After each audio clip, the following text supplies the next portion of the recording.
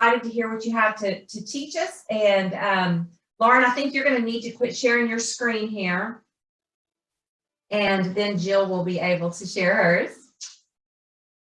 Hello, everybody. Thanks, Marla. That was wonderful. What a nice introduction. And I am super excited to be talking about our orthodontic office of the future. So I am just going to get started here. I'll start sharing my screen and we will be off and running. All right. So as I said, we are going to be, and as you said, talking about the orthodontic office of the future.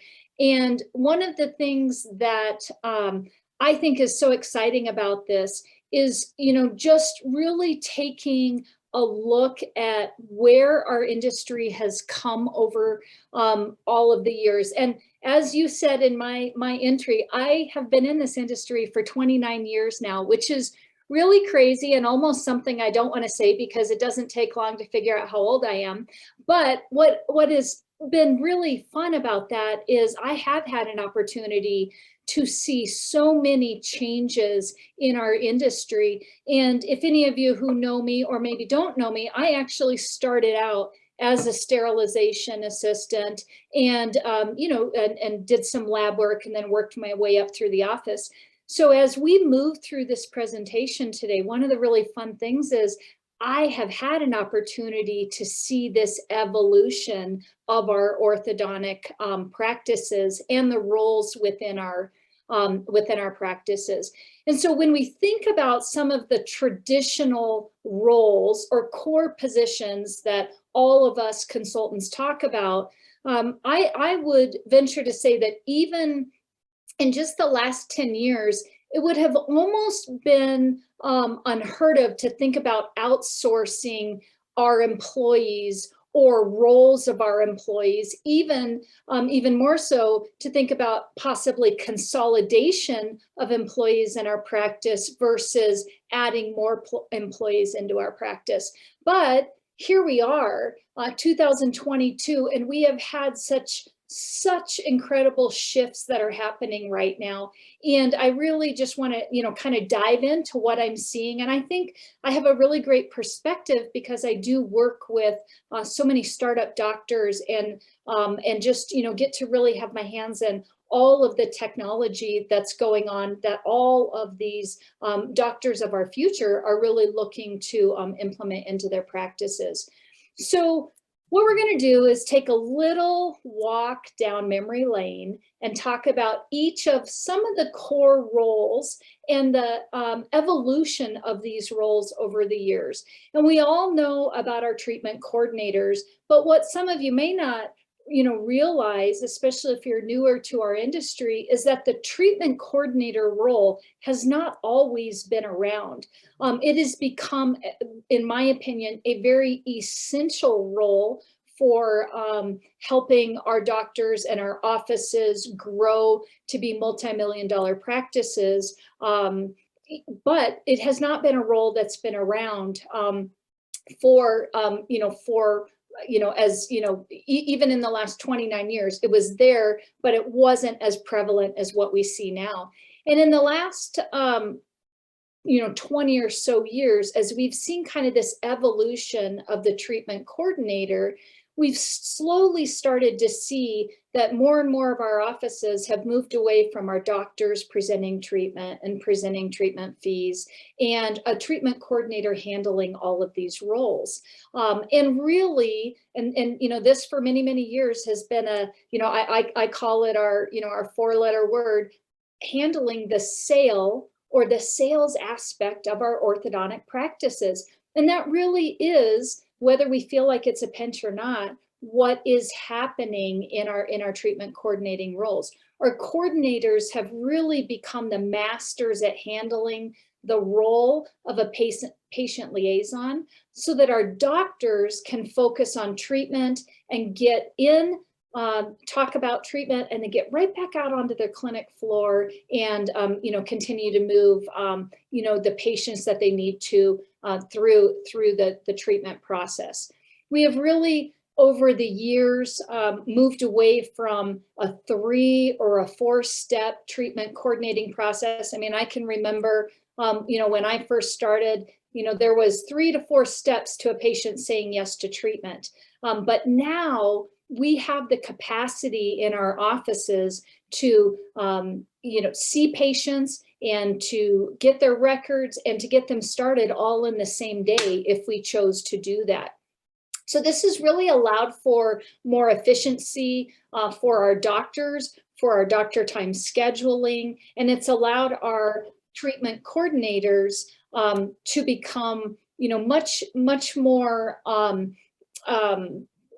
involved in the process. But what has also happened is it has become a more complicated role, especially as we are seeing our technology being added into our practices, and our treatment coordinators are really having to move with that.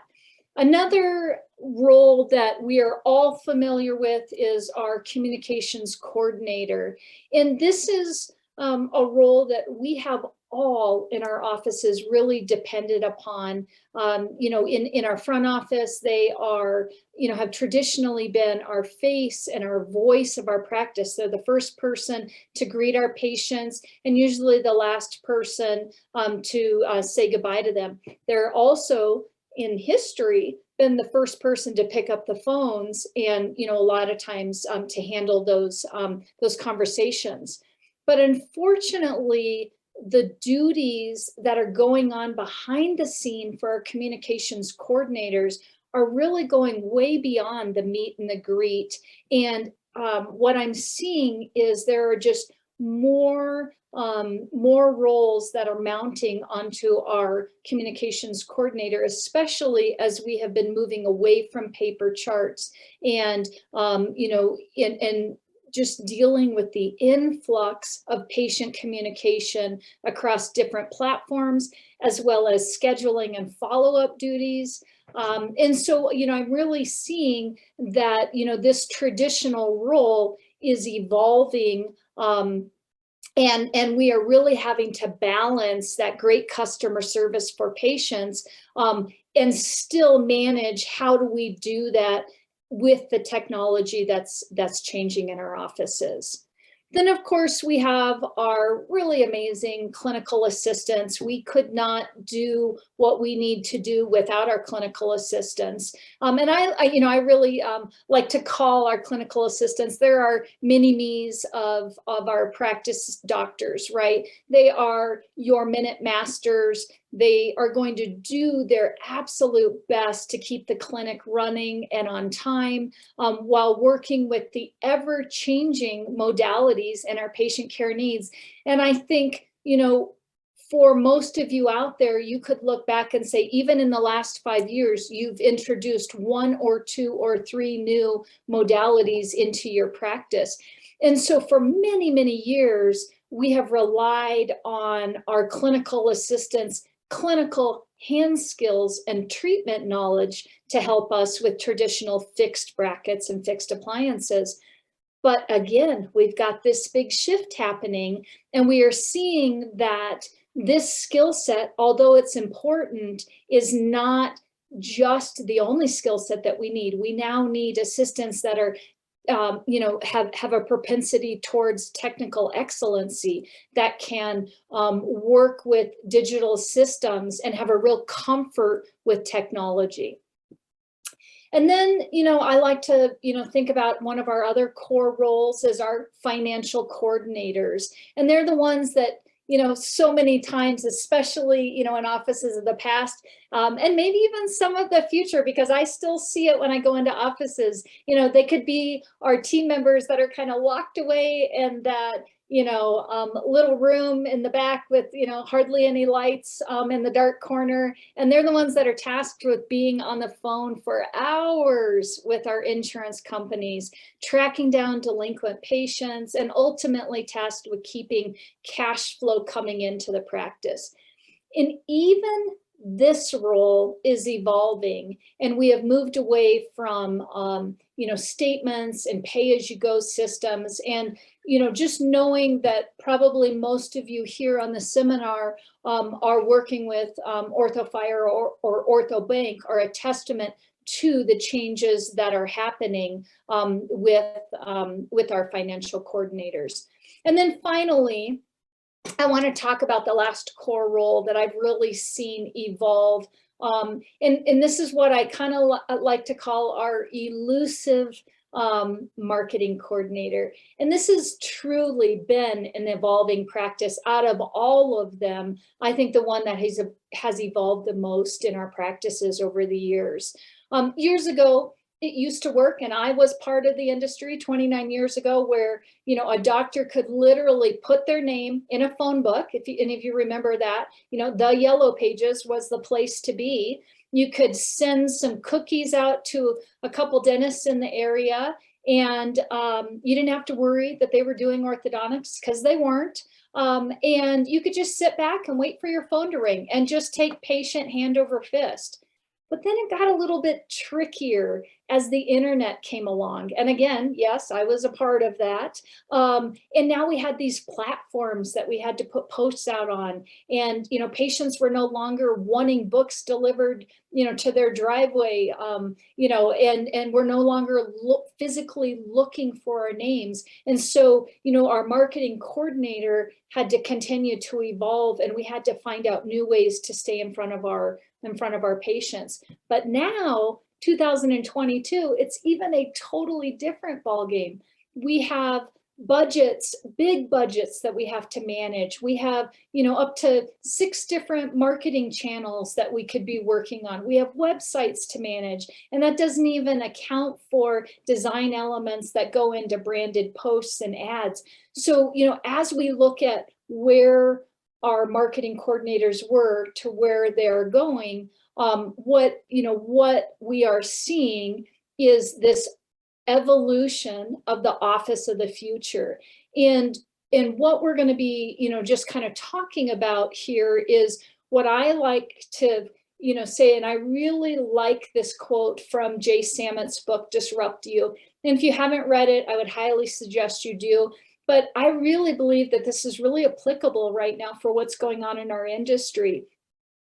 There are companies out there that are finding practical uses for new discoveries every day in our orthodontic practices, and they are giving them to us to use as we are moving forward with our practices. And I really believe disruption is happening right now. We are part of the disruption that's happening right now in our industry.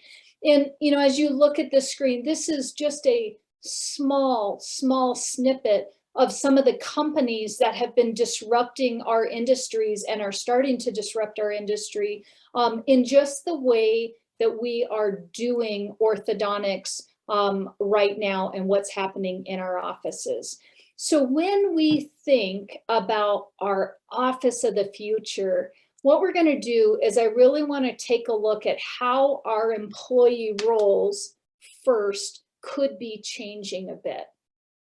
And as Marla said, you know, I've kind of coined the plastic employee, but it's a phrase that I use, and I really think that it speaks to the shift and how we allocate our money to our doctors out there on our P&L in correlation to our employees and outsourced duties. And what we are really thinking about here is we're moving the cost of an employee or their job duties, and we're taking them and recategorizing what that means on our P&L sheets, or making the employee or duties that we're paying for with our credit card, thus being a plastic employee, instead of out of our payroll. So we're really kind of starting to shift, just like we've done with lab work, and saying, well, you know, the cost of lab is a little bit different depending upon what we're doing. I truly believe that the cost of our HR is going to be changing due to the roles and duties that a coined phrase by me, plastic employee, is going to have on the effect of our business. So let's you know, kind of dive into some of those positions in our practice and the job duties that go along with them that could be moving into that plastic employee category. You know, when we kind of look at the slide here, we can see insurance billing, financials, marketing, new patient acquisitions, virtual consults, follow-up. Those are just some of the things that we could be looking to evolve into more of a plastic employee, plastic duty position. So let's first just start with insurance billing and financials. That has really traditionally been a core role, solid position in our practice. That's our financial coordinator. But, I really believe that, OrthoFi and OrthoBanc, they took this and outsourced the patient account management. And really, if we look back, kind of when I think about it, OrthoBanc, was really one of the first companies to really start outsourcing the patient account management. And then, OrthoFi coming in there with the insurance billing. And I think it's been beautiful that the two companies are now, married and, as one now, because again, it is such a strong platform. And, when we look at this has really allowed us to see the first, in my opinion, kind of real emergence of the plastic employee, or that evolution or disruption in our industry when we look at it from an employee perspective. So by tackling the traditional role of a financial coordinator and making it an plastic employee role, it has had a real ripple effect in our industry. And I just want to kind of point out some of the things that I have physically seen. And again, because I work with a lot of startups, it's affected the way we design offices now. No longer are we building out, having these big offices for insurance and, patient billing offices anymore. We can, move that space around and use it for positions in the office that are actually, we're going to produce more out of. So we no longer have to worry about a physical space to sign contracts in our office. We can now allow patients to make their payments online and to do down payments and their monthlies online. We don't have to have physical, coupon books. Who remembers those? How crazy is that? We no longer need physical paper anymore for fee presentations. We don't have to have a patient in our office signing a contract anymore. And, something that our clinical teams love so much is they never have to wait to get started with patients on their appointments, because we can have all of the paperwork and all of the billing and everything done ahead of time so that our clinic team can stay on task. So that's just, some of the things that, that they've been able to do for us. I also think that, OrthoFi and OrthoBanc have allowed us to really cut out, to a point, a physical role in our practice, so that we don't have to, worry so much about, us missing something in the practice, and has allowed us to potentially not have a full-time physical employee that's dealing with everything that has to do with finances. With a traditional financial coordinator role, one of the things that we have really seen is that as a practice grows, the practice ends up sometimes at overcapacity, and they continue to add headcount to handle the patient volume. And sometimes that can increase operating expenses, or our when we're looking at our P&L, can increase what's going on in our allocation for overhead for employees. But a lot of times it doesn't necessarily correlate and make as much sense, because we can run out of room in our offices. And so one of the things that I just really love about what OrthoFi and OrthoBanc are doing is, when I think of it as a plastic employee position, and when I talk to my offices about this, what I think is nice is it allows us to scale with added patient volume as you grow. But OrthoFi and OrthoBanc, or our plastic employee, they're going to be able to support us without necessarily increasing our overhead expenses, which is, you got to find that balance. But if we can take a majority of the roles, give it to somebody else, and we don't have to worry about the headache of hiring or worrying about, how vulnerable are we going to be if we lose a key team member, or what are the chances that we could have embezzlement, or what do I do when, they want health benefits and I can't afford that? Being able to think about these plastic employees and what we can outsource to some of these companies really helps us, I think, in our offices be able to kind of fine tune our overall what we're going to be doing with our employees, our core employees in our practices. The other thing that is important to know is that with plastic employees, they are not just a one. They're not going to be where we replace one for one. So we don't have a financial coordinator in our practice anymore, and they do all of the work.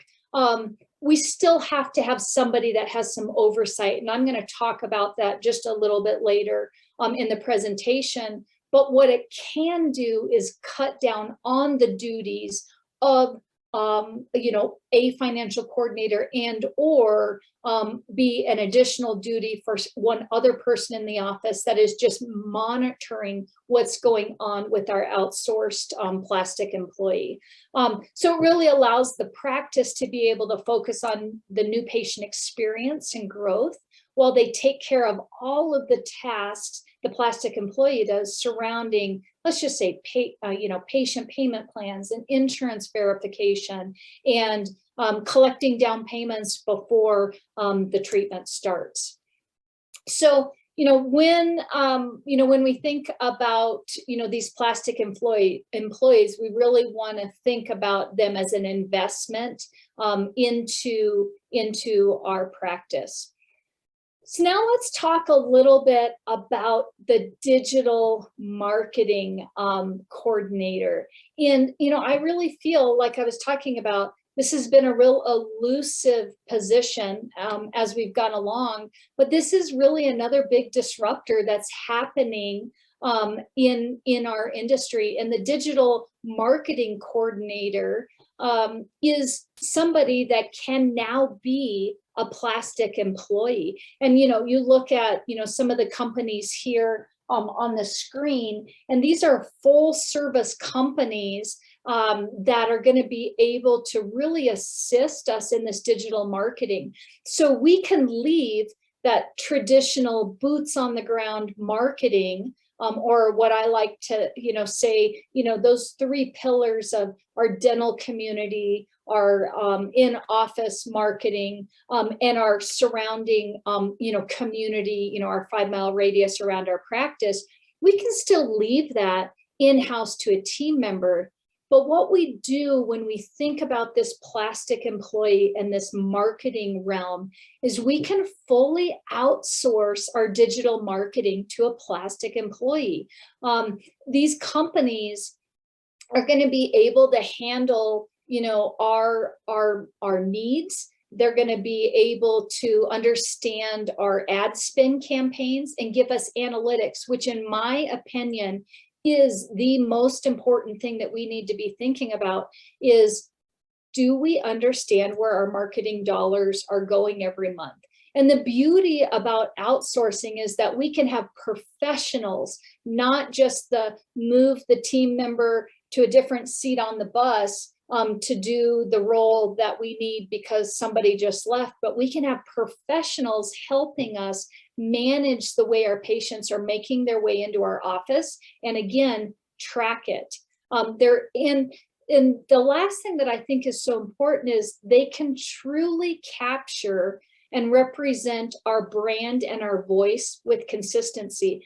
And I just want to put this out there for you to think about. If you remember back when you were starting your practice, how much went into deciding what your logo is going to look like, and deciding your colors, and deciding all of the things that made your vision of your dream you.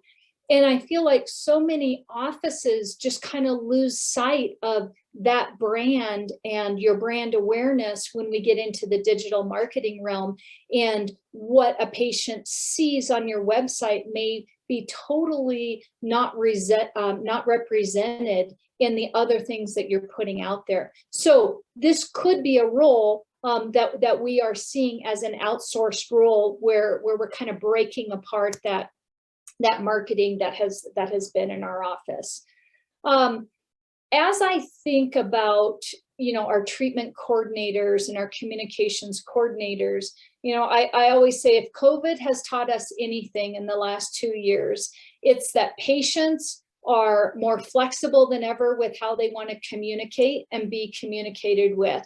And although many of our offices and many of us really want to hold on to the tradition of hard, communication with phones, patients, I believe, are asking and sometimes even demanding for us to change, demanding for us to meet them where they are at. And this is where I believe we are seeing some of our biggest changes going on in our industry. We're now at a point where we have to meet our patients where they're at. And that's if they're in their living room on a couch wanting to do a virtual consult with us, or if it's 9 o'clock at night and they're texting us to schedule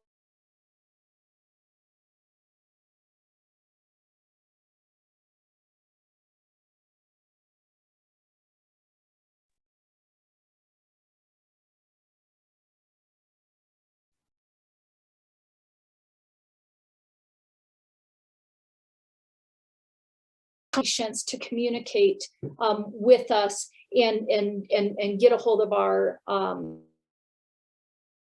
now more than ever, patients are wanting to have access to us and to our practices. They want to be able to email us. They want to be able to text us, schedule online, and if all else fails, pick up a phone and call us.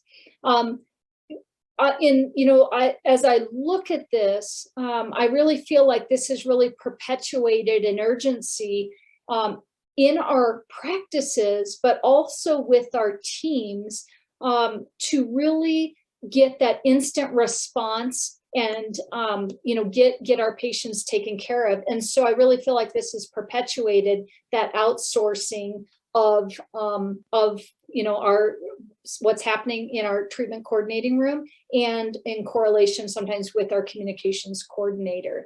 And so a plastic employee, the great thing about this is they are able to have the bandwidth to handle this amount of contact, emails, texts, phone calls. They're able to handle all of that without us being bombarded with that on our front desk, and allowing the patient to still have the experience that they're looking for in the manner that they're looking for it. I also feel like it's important when we think about our treatment coordinators and just that new patient experience. Our TCs have to be able, as I was saying earlier, to really be able to meet our patients where they're at. The next thing that I think is important when we think about, kind of to finish up with that TC role and the communications role and that plastic employee, is that, really thinking about what our patients are asking for from a virtual appointment standpoint, and do we have the tools in our office, or can we outsource those again through some of the different companies that are out there to help us manage what our patients are asking for, so that we can give them the best patient experience possible, along with being able to send them fees virtually, and allow them to pick out their payment plans. One of the things I love about OrthoFi is their slider, allowing a patient to be able to, the office to be able to set in the background their financial boundaries that keep them healthy, and yet a patient can choose on their own, in their own comfortable space, where they want to put their down and how they want to do their monthly payments. Just tools like that really have perpetuated where we're seeing our offices going, and that outsourcing of what we can do with what we used to consider traditional roles that only could be done and had to be done in an orthodontic office. So as we have kind of talked through this, there is, you know, another side to this, and the other side is oversight. So as, you know, as great as plastic employees sound and what they may be able to do for our practices, we still have to manage these positions in order for them to work well in our practices.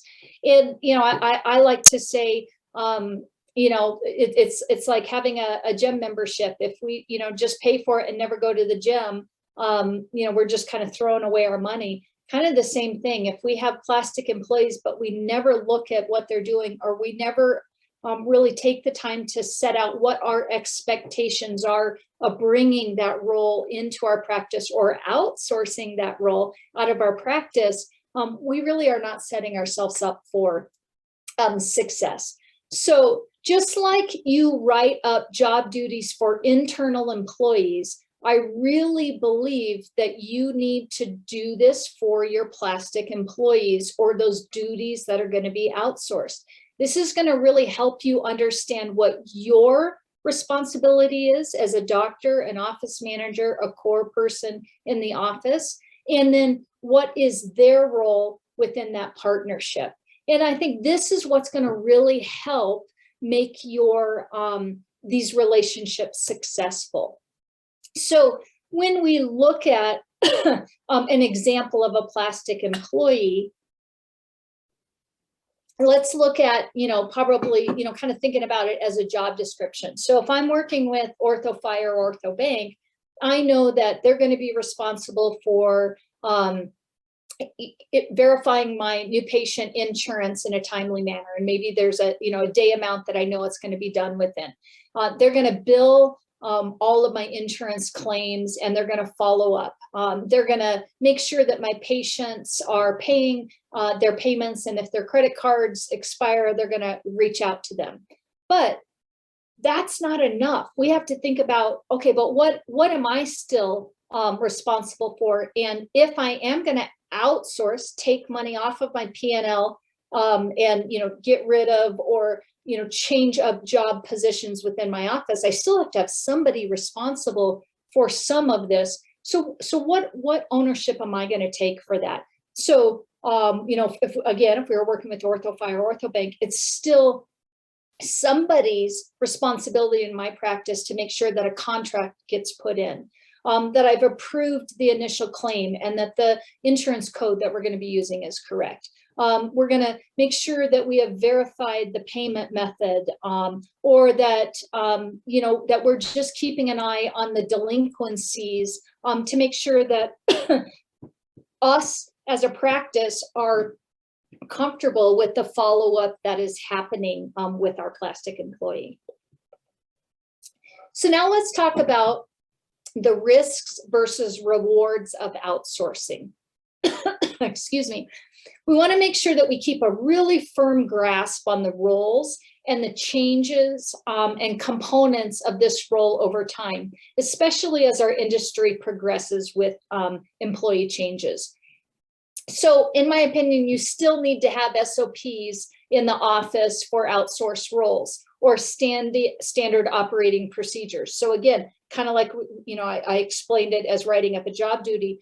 We need to have a good understanding of what is everybody responsible for. And I find that this kind of becomes like the game telephone, if you guys remember that from when you were kids, especially when an employee changes. So we have somebody leave, we have somebody new come in. The original goal for that outsourced role may be lost in translation. What that outsourced company can do for us may get lost in translation. And before long, you know, we may have had this company that had this big scope of wonderful things that they could do for us. And now they're doing one or two things because it got lost in translation.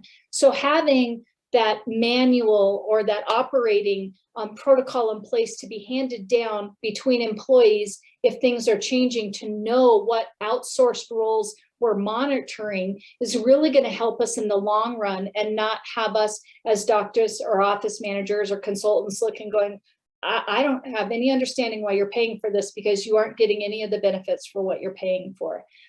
The other thing is, if the service doesn't work out as you expected, you may be out, lots and lots of dollars that were invested into the service because we just, didn't have the time to invest into following up and learning what we needed to learn to have it be a good asset to our practice, versus, oh, we just brought on this new thing, but nobody has time to learn it. And so, the doctor's paying for it with their credit card that they aren't thinking too much about, and nobody is actually, implementing and bringing this in and helping us in the practice. Some of the rewards I really see, and I think we're going to continue to see, is, a core group of our employees. And what I mean by that is, I think as we continue to look at these plastic employees and the roles that they can handle, and us being able to continue to outsource, what I do believe is we're going to, over time, see our team member, our core positions shrinking a bit in our office. And I really believe that we're going to be getting down to core essential employees in our office. So they may have a few different roles as they're managing some of these plastic employees, but I really believe we're going to be just dialing it in, just like we do clinically. We're just going to be really, really efficient with the team members that we have on our team. And I think this can really allow us then to compensate our core team members better. We're going to be able to, my hope is, really let team members see that there is a connection to our industry where they can truly have careers in our industry, versus just jobs where they're just bouncing, they're in and they're out. And I really think that as we kind of dial in what we can do with these plastic employees and what we can do with our core team members in the long run, it's really going to help us. So my hope is that if we evaluate the core roles and think about what plastic employees may be able to do for our practices, in the end, everyone is going to be happier within their practice and feel more confident in just really delivering what we all want to be doing, is just a great patient experience, whether they're in our practice or out of our practice. So let's talk a little bit. I've talked a lot about the front of the house and some of the plastic employee changes that I see that are coming, and some of the companies that are out there that are helping, I think kind of pave the way.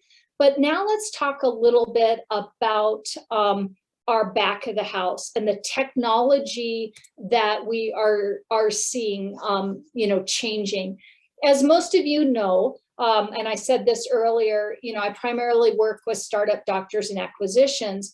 And some of the biggest changes I am seeing in new doctors and new offices setting up their practices is their mindset in the shift of traditional treatment roles in the practice. And so, just as an example, it's, I am now seeing that we are building digital offices right from, labs right from the beginning. So we're starting with dry labs. We are starting with 3D printers and scanners, and we are starting with specialized treatment beyond basic metal braces. And so what I think is exciting about this, and I know, in bigger practices, this can be hard. It's like, turning a cruise ship, implementing new technology takes systems and patience and time to do. But what I'm seeing as our offices are evolving is I've got doctors that are choosing custom bracket modalities right from the beginning. They're choosing their custom aligner treatment right from the beginning. They're choosing their custom lingual bracket system right from the beginning. they're choosing if they're going to do IDB or not, and they are choosing custom specialty brackets. So what that means is that they are implementing a digital workflow right from the beginning. Now I show Cloen, we know KLO, and we know that there are, you know, other companies out there doing this, but it just kind of gives us that visual of starting that digital workflow. And you know, I like to say what I'm really seeing are gone are the days where our docs are picking a bracket system and you know, from a bracket company, and that's all that they're implementing. From the beginning, they're starting with digital workflows and deciding how they're going to implement those digital workflows right at the ground level, so that when they're year 2, year 3, year 4, it's implemented, it's done, and they're just rocking and rolling. So what that means, and I think for a lot of you who are on here, who are those bigger practices that have implemented already, what you're feeling is, you know, there's a shift to what I kind of call, you know, a re-emerging position in our office. I'm calling it the digital coordinator, but, you know, I'm going to say Lab Tech 2.0, because like I said, I've been doing this for 29 years now. When I started, we had lab techs. They were the, you know, I could say I was one of the original OG lab techs. You know, that was when, you know, it was wet stone and, you know, lots of acrylic and bending wires. And, you know, I mean, you paid a full-time person to do this. And then we moved away from that, and everything started getting outsourced. And, you know, over the years, we slowly saw this change. But guess what? Lab is back, but now we're calling them, you know, our digital coordinators, because now more than ever, we've got all this digital workflows going on in our office. And it isn't just one, it isn't just an aligner system or just a bracket system. You know, we could be managing multiple different ones. And so I'm seeing that we're really having a change in our clinical realm where we're having these digital coordinators. And then, you know, as we kind of finish up, some of the other things that I'm really seeing is, you know, our virtual appointments. And, you know, this is something that we all heard all about through COVID. I mean, it wasn't really there, but boy, COVID really, you know, pushed this to the forefront. But I want to talk about what I'm seeing for virtual appointments with existing patients. And this is a shift that I'm really seeing when it comes to clinical efficiency with my doctors. And they're really using some really nice outsourced tools to help them monitor, you know, patients, sometimes from afar. And we've known for a long time that the less we actually see patients in our office throughout treatment, the more money we produce per visit, right? That's been a standard for, you know, as long as I've been in this industry. So it's no wonder that we are continuing to strive for clinical efficiency, which we're seeing with all these emerging technologies. And what we're really seeing is that shared chair time. But now it's not just with aligners, it's shared chair time with different treatment modalities, and, you know, that shared chair time between virtual and physical patients. So what I am seeing is, you know, we've got these outsourced tools that we can be using, dental monitoring, Grin, and what it's doing is it's allowing this shift to happen where we're not only evaluating doctor time at the chair, but where our doctors are actually needed in the day. And what our employees are now able to do with technology to see more patients, but not in the amount of actual appointments on a schedule. So we're starting to see this shift with digital outsourcing, like with DM and Grin, and they are allowing us to stay on track with visits without actually, air quote, having a patient in the office, and even at times being able to monitor, be monitored by a clinical employee, a TC, or a digital coordinator.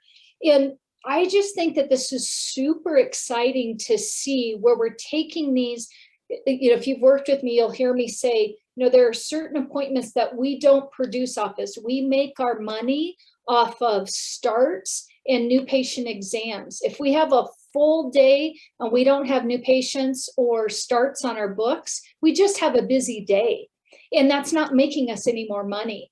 So when we can really be smart about how we schedule and where we put retainer checks and who actually sees retainer checks and how we see our observation appointments, and can we make more room for new patients, and can we see our aligner checks at longer periods of time, and our bracket checks at longer periods of time, and our appliance checks without having to have a patient come in and physically take up a chair. This is really an exciting area that I'm just really seeing some nice evolution in our practice. I am going to just kind of finish up with what I call our what's hot and then our what's not. And then I'm going to turn this back over to Marla for some questions. I know I have taken us right to the very end, but I'm hoping some of you are going to be able to stay on. And if you've got questions, I will be ready. I still have a half a cup of coffee. So what's hot? Paperless correspondence, e-signatures on all documents, online scheduling, communication through text and emails, virtual consults, smart scheduling, plastic employees, outsourced duties. That's what's hot. That's what's coming in our offices. And we are only going to continue to see that evolution in the next years. What's not? Anything paper, guys. If you still got paper going on in your office, we need to be looking to evolve. Corresponding with patients by phone. That is not where patients want to live anymore. You've got to make sure that you've got two-way texting in your offices. You've got to make sure that you've got a way for patients to schedule and to connect with you through the internet. Bringing patients back every 4 weeks for treatment, that's not efficient anymore. We've got all of these tools, all of these brackets, all of these aligners, all of these ways to make us more efficient. Because remember what I said, the less we bring patients back, the more we actually make per visit. And overstaffed offices. I really believe, even though right now we would all be praying for employees because it is so difficult to get good employees to stay in our offices, but having overstaffed, the offices with just a lot of extra fluff are gone. And, I really believe that outsourcing, being smart with the job duties and the roles within our practices is really going to, I think we're really going to see a change in our office of the future and what roles emerge and kind of what that core team is going to eventually look like in our orthodontic offices.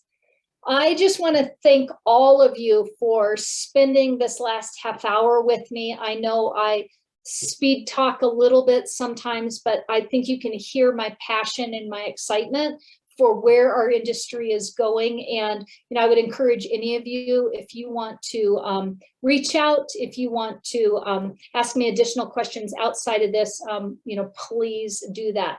So I'm going to turn right back over here to Marla and then let her take it from here. Fabulous, Jill. Thank you so much. And we do have a few questions. It was so exciting to hear from you. And I finished a whole thing of peanut and M&Ms as I've been listening to your presentation. So just like at the movies. We do have some questions. I wanted to ask from one of our viewers, how does the practice determine if they are ready for a digital coordinator? Oh, that is a good one. I think that when you have, I don't think I can answer it, to the exact T, but I think what a doctor has to evaluate is at what point are you spending more time out of your work hours doing work? So, if you've set up time within your day and you're trying to manage by yourself all of these modalities, all of these digital workflows, and now, you're compromising your time with your family and your evenings and your weekends, that's when I think you really have to start saying, okay, who in my office is going to be able to help me, or do I need to bring somebody on that's going to help manage that so I can get back to that balance between work and life. Okay, this is a great question from David in the audience. I have great employees and have had them for 20 years or more, which means he's paying them right, wages, benefits. Yeah. But his overhead is too high and higher fees don't seem to be the answer. Feel the need to restructure my practice to some of these plastic employees.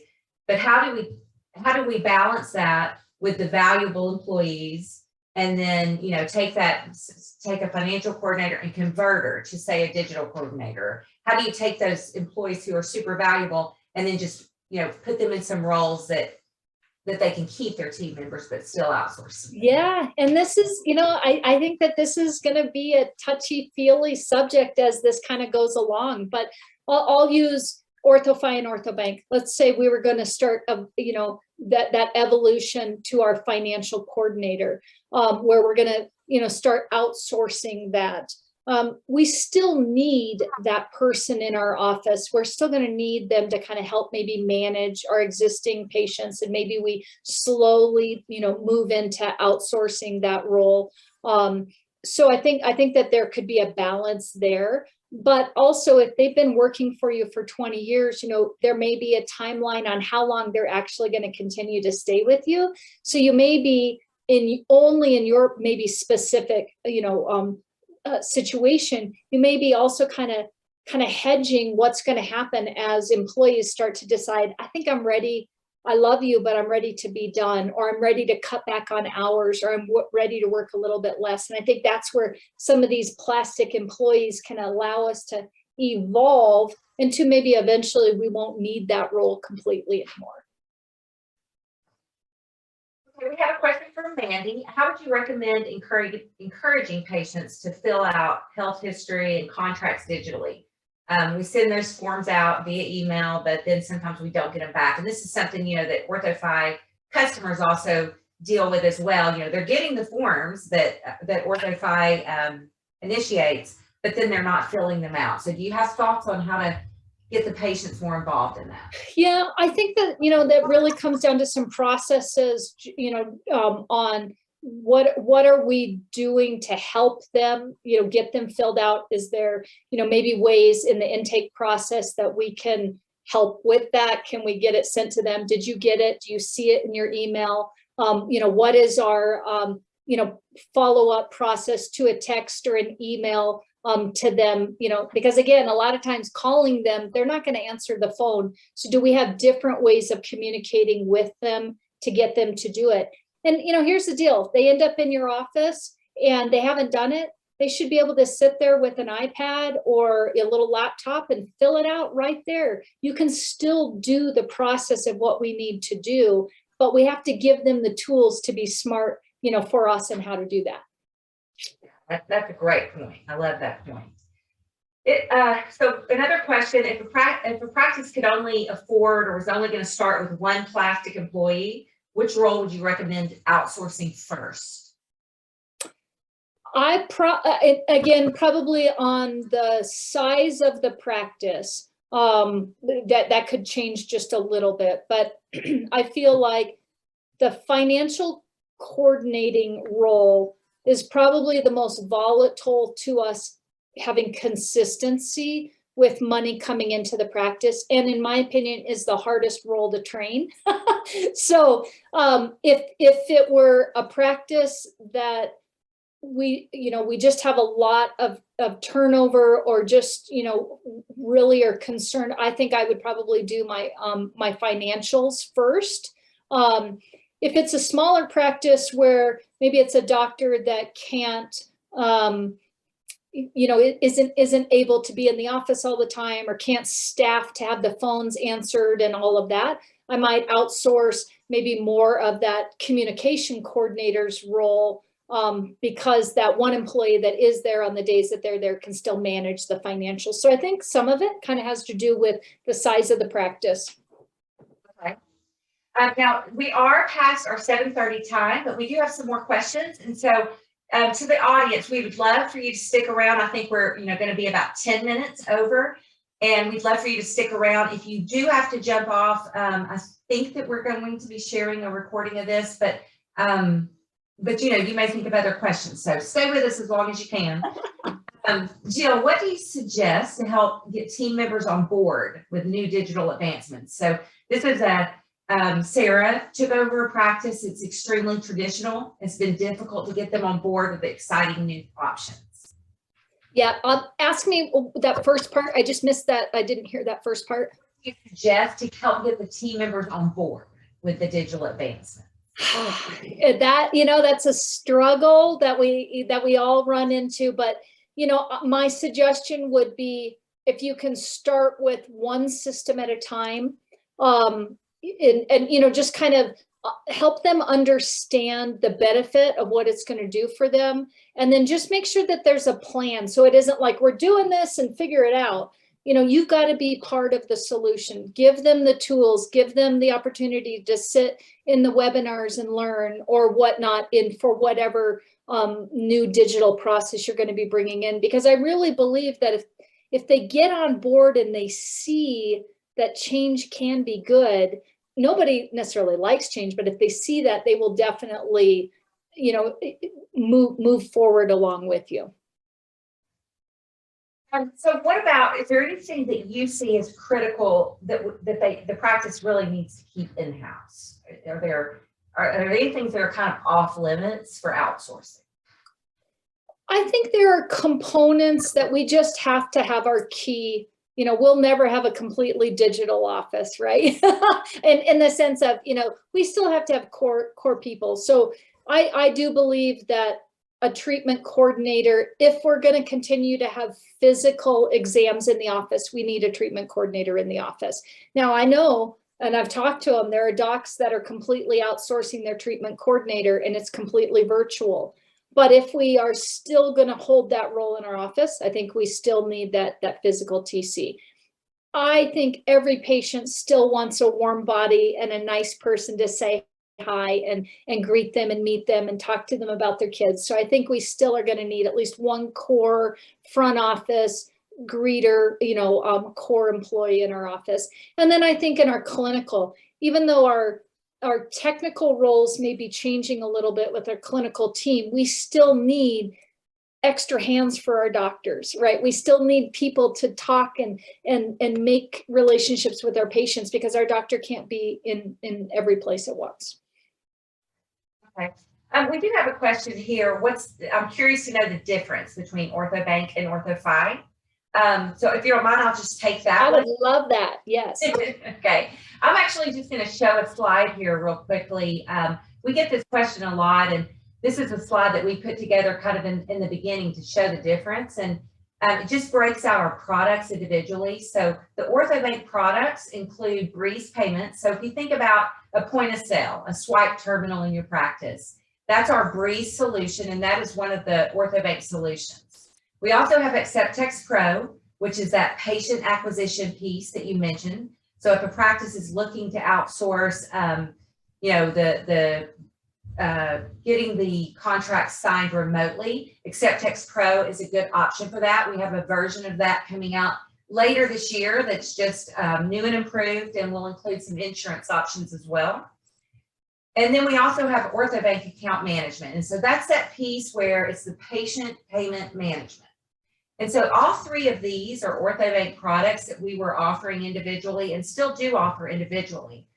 But then OrthoFi comes along and they bring all of this together. So OrthoFi has the full insurance solution as well. So with any of the OrthoBanc products standalone, you can use them standalone, but you're not getting that insurance piece. So OrthoFi is the solution for the practice that wants to outsource the whole piece of it. And then it also brings together these data and analytics in a really great way. So OrthoFi's data can really help a practice with their case acceptance and bringing all that together so that the doctor really knows what's going on. So we've had a lot of people since the merger of OrthoBanc and OrthoFi just wanting to know, what's the difference? So really, OrthoBanc is the patient pay portion only, but we do have some other tools. OrthoFi just brings that all together in one seamless solution. So happy to talk to anyone about any of those. We have a question here. Can you recommend websites that providers will truly deliver results from organic search engine optimization, Google Ads, social media? So do you have any recommendations on that kind of social stuff? I'm going to have you, can you ask me that question one more time? Can I recommend? So providers or outsourced companies that will deliver results for SEO, Google Ads, and social media. Yeah, so if whoever asked that question, if you want to go back, I really believe that all of the companies that I listed on that one slide do a really good job with that. So I think Neon Canvas has a really good back end to the analytics and being able to do what they're going to do. Kaleidoscope 2.0, all of those companies that I listed. Now there are lots of other ones out there, but one of the things that I tell any of my docs, no matter which company you go with, is you really want to make sure that you ask these full service companies about their analytics and have them show them to you, so that you make sure that you can actually understand what they're giving you, so that you know what you're looking at, whether you're having a meeting with them or not. I hope that answers that question. If not, have them reach out to me and I'll try and do a better job at that. No, I think that's a great answer. So we do have another question, and this comes anonymously. Do we have any idea how the plastic employees affect referrals? That is a great question. I don't have data to say one way or the other, but I have faith in the companies that I've been talking about, that they just integrate and become an extension of our practices. So I feel like it should not affect your referrals.